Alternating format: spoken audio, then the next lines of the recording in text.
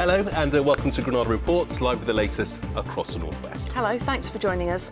Coming up on the programme this evening.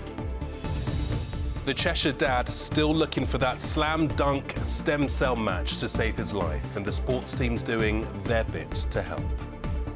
I hope I get the phone call one day, and that would mean everything. You know, it's not just me, I've got 2 boys and a wife at home.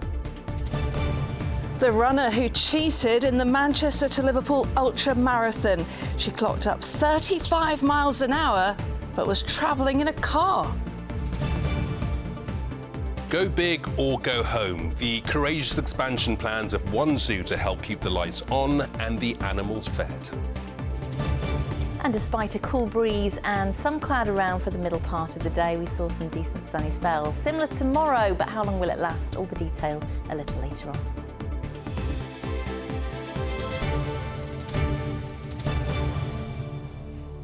So first tonight, the father of 2 from Cheshire is still looking for a life-saving stem cell donor. Pete McCleave's campaign has already saved the lives of 18 other people along the way. Somehow that seems to make his situation even more unfair. It is 6 years now since Pete was diagnosed with myeloma. At the time, he was told he had just 7 years to find that vital match. We first reported on this when Pete's son Max, who was only 8 at the time, wrote a moving letter appealing for people to join the stem cell register to try to help save his dad's life. That helped launch the campaign, 10,000 donors.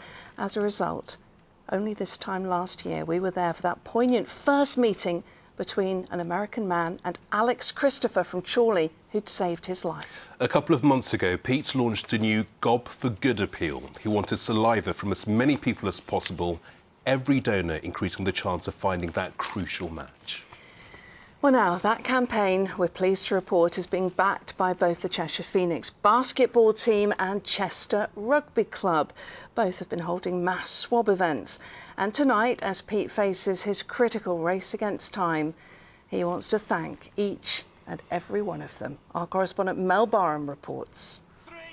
In basketball, a few seconds can completely change a match. Evans for the triple! Oh! He brings this crowd to its feet! Off court, a few seconds doing this could change a life. It's as simple as a cheek swab. These players from Cheshire Phoenix basketball team lending their support to a campaign to get more people, especially those from ethnic minority backgrounds, to sign up as stem cell donors. The Gob for Good campaign is the brainchild of Pete McCleave. We first met him 4 years ago after being diagnosed with a rare blood cancer. He potentially has just 1 year left to live unless he can get a stem cell transplant. But finding a match is proving difficult. No, visually I look white Caucasian, but my family hail from Southeast Asia, Macanese, which is a mixture of Chinese and Portuguese, and then Irish and English thrown into boot. There really are not many people in the world with that particular genetic mix. If that match came through, then again for me it's a game changer. You know, then that 7-year prognosis, which I may want to stick my head in the sand to a certain extent, but then you've got something tangible to hang that particular hat on. I hope I get the phone call one day, and that would mean everything. You know, it's not just me. I've got 2 boys and a wife at home. With just 3% of the UK population on the stem cell donor register, those from minority ethnic backgrounds have a little more than a 37% chance of finding a match, compared to 72% of white Europeans. Oh, it didn't hurt at all. Just 60 seconds, and then that's it. And then you potentially could save a life doing those 60 seconds, so it's well worth it. It's a good opportunity for us to bring awareness to the issue. Yeah, people in certain ethnic minorities, they don't get the same shake that other people do, so I think it's important that we have this platform. Being an ethnic minority myself, I feel this is important for me to do and help with as well. And it's not just the city's basketball team playing ball. Chester's men's and women's rugby club are also giving it a try. One on your left cheek, one on your right cheek. I'll time you for a minute. It's really, really elegant. You look great. One of my friends from school has recently just overcome blood cancer herself. So it's I think it's really close to my heart, to be honest, and it's something I was really keen to get behind. We've had cancer sufferers throughout the family, and we needed people out there to help, and there wasn't available, so I want to be part of this too. You don't want to have the conversation like I do with my consultant where they say there is hope if you can find a stem cell donor, but unfortunately, because of your heritage, you don't have a match today. We can fix it, and that's what God for Good's all about. It's about fixing that problem. For anyone who is found to be a match, the donation process is normally as simple as just giving blood. For those waiting for their lives to be saved, it's a complete game changer. Mel Barham, ITV News, Chester.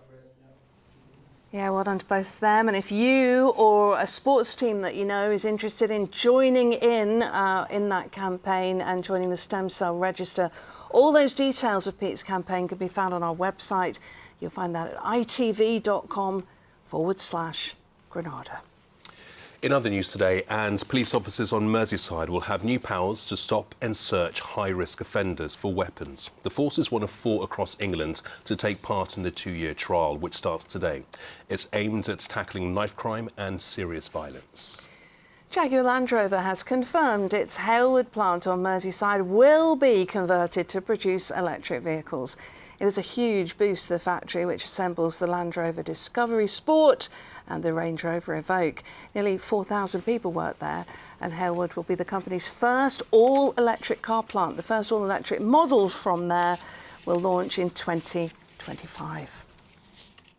We'll be training thousands of employees that are currently here, as well as training new employees in the future that we'll have to hire as well. So it really is a fantastic time for Halewood and Merseyside as a whole. The Transport Secretary, Mark Harper, says he is yet to make a decision on whether to renew the contract of train company TransPennine Express. Passengers of the First Group-owned company have suffered from widespread delays and cancellations over the past year. Its contract to run the service expires at the end of next month. And there's a limit to what I can say today. I've got to make a decision about what we do about that franchise, and I said that if the performance didn't improve and the experience of passengers didn't improve, there was no option that was off the table.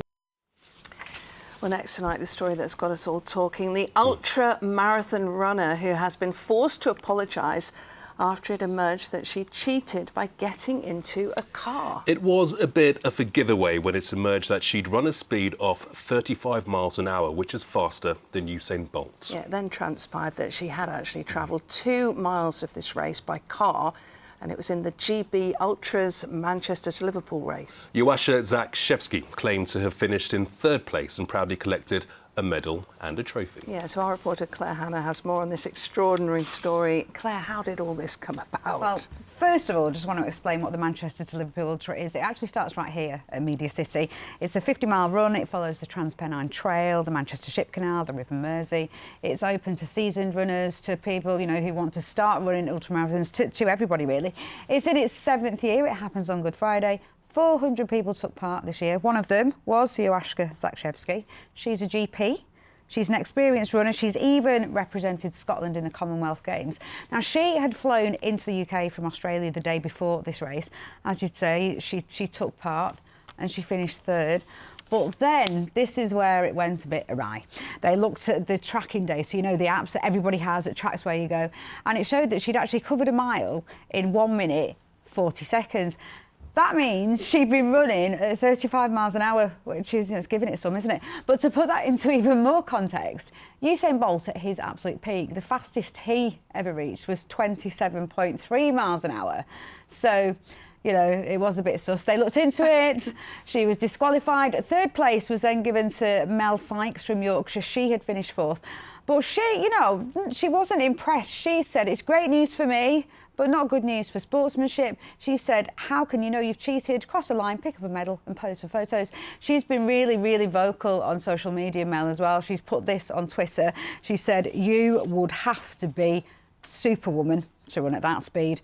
And she stated the audacity, absolute audacity of uploading the data, complete with a trophy photo, makes this even worse. Dear, oh dear, oh dear. So Joasza's now spoken out as well, Claire. She has, yeah. She said she got a bit lost on the track. She said she had a pain in her leg.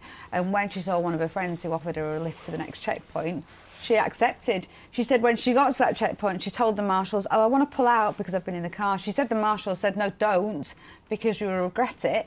So she did carry on, but she said she took time not to overtake anyone, so she didn't interfere with the race. But she did finish third. She did pick up that medal, and she did have her photograph taken. When asked about that, she said she had been an idiot. She said she'd made a massive error, but she said she was tired, she was spaced out, she wasn't thinking clearly. She said she wanted to apologise to Mel Sykes as well, because she didn't get the glory of finishing third on the day, which is why Mel was so upset. And finally, on this, Wayne Drinkwater. He is the man in charge of the GB Ultras. We've been in touch with him. He's given us a statement to say the matter is now in the hands of UK Athletics. Okay, see, people like me would be tempted to get in a car, but it is obviously very serious for serious runners, isn't it? Yes, yeah. Claire, thank you. The moral of the story is leave your tracking device at home. No, it's don't cheat. Don't cheat, folks. Don't do it. Lots more to come on the programme. Riding into another season, how Dave is still coming back for more. And why one zoo in Cumbria is expanding despite the financial pressures. And let's take a look at what's coming up on the ITV News at 6:30 with Mary. Coming up on the programme, a headache for the Chancellor as inflation remains at over 10%. The government promises the cost of living will come down, but food prices are still rising at their fastest rate for 45 years. Also, find out the very personal cause behind Jessie Nelson's latest single. And could cassettes be making a comeback?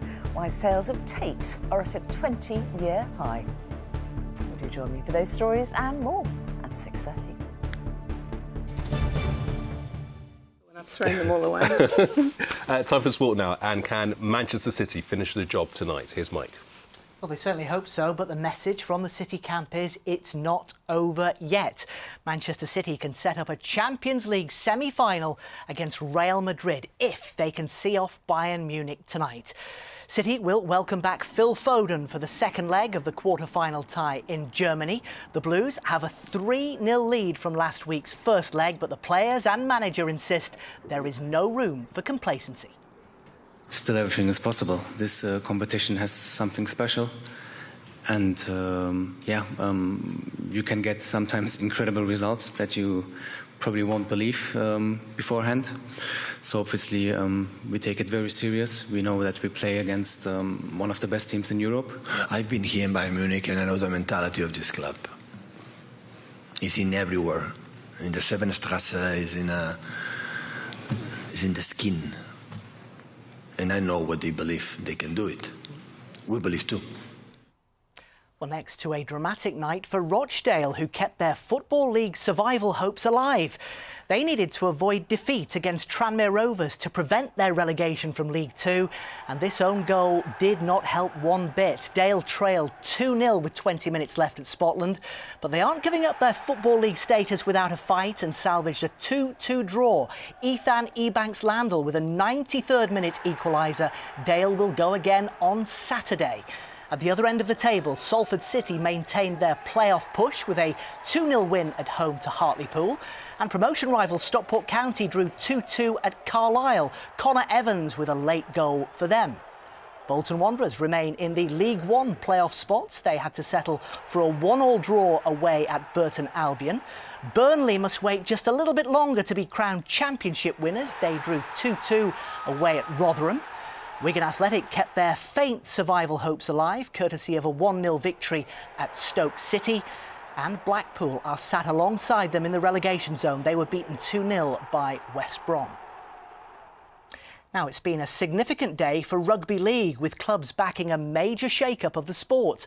Automatic promotion and relegation to and from Super League will be axed from next season after clubs voted by a majority of 88% in favour of new proposals. It means from the end of next season, a place in the top flight will depend on a range of factors, including attendance, catchment area and facilities, with on-field performance actually accounting for just 1/4. Well, Well, next we can hear from Britain's #1 skier. Dave Riding has confirmed he won't be retiring from snow sports and will go again for at least one more season. Riding, who's from Lancashire, has enjoyed another successful campaign on the snow. Vicky Grimes caught up with him on the slopes of his sponsor resort, Obergurgl in Austria, where he has quite a few fans. At a heavenly height of almost 2,000 metres, Obergurgl in Austria is known as the Diamond of the Alps. No better place for the jewel of British skiing to have as his home from home. It's 5 years since we've been here in Gurgl, Obergurgl Hot Gurgl. Here you are again, ending the season after a pretty fine run, which is pretty impressive given the fact that you're a bit of a granddad of the ski world now. Yeah, I'm certainly not the youngest, but I'm still fighting with the young guys, and to get another podium was awesome. It happened in Kitzbühel again, so maybe I said the right prayers for Kitzbühel, but no, it's cool and it's nice to come here to finish the season. Well, you do seem to fare very well in Kitzbühel, don't you, at that race, the Hahnenkamm, which, to put it into context for people watching at home, that's kind of like the Wimbledon of the ski world, isn't it? Yeah, it is like the ski racing mecca. There's a big aura there, and yeah, I seem to gel with it well. I don't know why from Lancashire, but it's going good. Well, they love you there. You've got your own gondola now, I believe. Yeah, when you win a race there, you get your own gondola, so if you want to ride in my gondola, it's there. But it wasn't a season without its bumps. An unexpected funding cut leaving the team with a mountain to climb. Got to deal with things in life, and that was the situation we had this year, so did the best I could with it, and we got through the season okay, still ranked in the top 15 in the world, but hopefully there's life in the old dog yet, and we can try again next year to go back into the top 10. There you go. Another one? Yeah. No top 10 finish, but to his fans it didn't matter. They're just happy to meet the most decorated British skier in history. I lived a couple of years just down the road from where Dave was originally from. Growing up learning on dry slopes and then you know, being able to compete at the absolute top level, you've got to admire everything he's done. Did you expect to see him here on your holidays? No, definitely not. How big a surprise was it then? A very big surprise. Will there be another season? Are you going to do another one? Oh yeah, definitely at least one more, so yeah, we'll see after that. So the big boss at home has agreed, Mandy said yes, okay. A little less forthcoming this time, especially now we have a 9-month-old daughter. No, but she supports me, like she's the one that always has my back, and yeah, I owe a lot to her. Nina seems to come alive when skiing's on TV. Does she? Which is maybe not a good sign for what she wants to do in the future, but yeah, and Obergurgl always has my back, so yeah. Yeah, well, no doubt Nina will be chasing you down the slopes very, very soon. Yeah. And you've still not given me this race yet that you promised. Yeah, I don't want to embarrass you, you know. I don't want to push you over your limit, you know. You need to be on the news desk next week. You push me over my limit every time I have to interview you. Yeah. It's good to see you, mate. Thank you so much. Thanks, you. Dave. Thanks a lot. Go and sign some autographs. Nice one. See you later.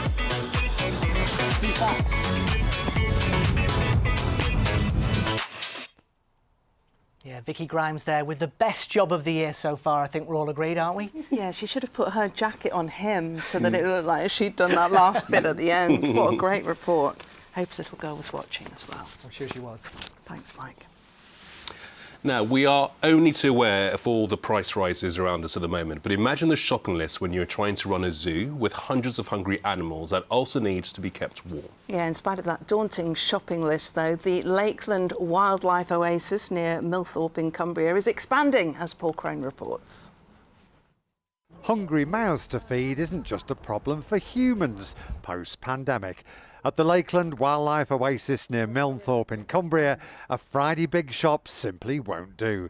Increased energy bills are enough to get you in a flap too. So bosses here have been busy working on a plan to go big or go home.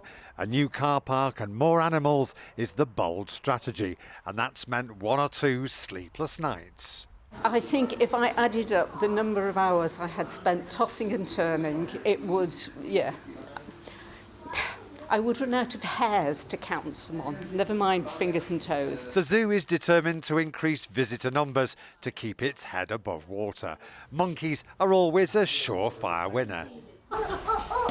Yeah! Exactly. And increased awareness of conservation projects to highlight disappearing animal habitats in the wild is high on the list of priorities. Seeing the level of concern there is amongst young people in the remote villages by the natural, the parks, because they're such tiny areas of habitat for things that don't live anywhere else on Earth. And if the local people don't care about them, there's no possibility of protection. You know, they are doomed. And that's where we need to get to. So I'm wearing a mask because of coronavirus, but as you can see, the lemurs do like their food just a little bit more. And that's part of the problem here at the zoo, because it costs so much money to feed all the animals, and the cost of the food has almost doubled in the last 12 months. Almost all of the animals require expensive specialised food, which doesn't come cheap, and vet bills are enough to make you take flight. But there's still plenty for the staff to be positive about. Our conservation workshops that we run with the school groups always end in very positive results. They always end up going home, and in the supermarkets they're looking for the Rainforest Alliance stickers on the bananas, the Fair Trade sticker on the chocolate and things like that. So I do think we have a positive impact on them. The Lakeland Wildlife Oasis is celebrating its 30th anniversary, and the hope is expansion will ensure its future. A wise move indeed. Paul Crone, ITV News, Milnthorpe. Well, let's hope we have some warm weather for them. Here's Kerry. Why do I need a shower? I've been out in the rain. The faster you go, the sooner you'll be out. You'll save water too. United Utilities sponsors ITV Granada weather. Hello again. Bright and breezy across most parts of the northwest today. Whether you were in Levens Hall or you were out towards Clivenger, big thank you to Graham Knott for this shot. Or whether you were at Hollingworth Lake, we did see a good dose of blue sky developing for the second half of the day. Last night, Dave Corkish got a slight faint aurora borealis, and there is a chance overnight tonight, more so actually the next couple of nights, but we are expecting more clouds. So the same situation with the Lyrid meteor shower that peaks towards the end of the week. Tonight, probably the best chance with the clearer skies. So this was the middle part of the day. We did see a little bit of cloud developing, pushing from east to west, but again clearing from the east during the second part of this afternoon. So as we head deeper into this evening and overnight tonight, largely dry and clear, the wind's becoming a little lighter, so the temperature's becoming a little bit colder. There could be a little bit of mist and murk right over the tops of the Pennines, and a few frost pockets by the time we reach dawn. There is sometimes as we head into Thursday, 6 o'clock and 8:21. So tomorrow, a chilly enough start, but a decent start and actually a lovely day. Plenty of blue sky and sunshine. The winds are still coming from that east-northeasterly direction, so it will peg back the feel. So rather than a 14 or 15 in exposure to that northeasterly, it will feel somewhere between 8 and 11 Celsius. So a fresh feel as we head into Thursday, but make the most of it if you can, because by the time we reach Friday, high pressure moves away and this system pushes in from the southeast. So cloudier skies, temperatures feeling quite chilly and stronger winds, and staying fairly unsettled at times as we head into the weekend. Take care. United Utilities sponsors ITV Granada weather. Kerry, thank you. That's all from us this evening. Yeah, what was that? Oh, heading our way on Friday. Didn't like the look of that. A reminder before we go that there are details on our website about that important appeal for help to find a stem cell donor for Pete McCleave. You can find details of how you or perhaps your sports club can help at itv.com/Granada. That's it. Good night. Bye-bye.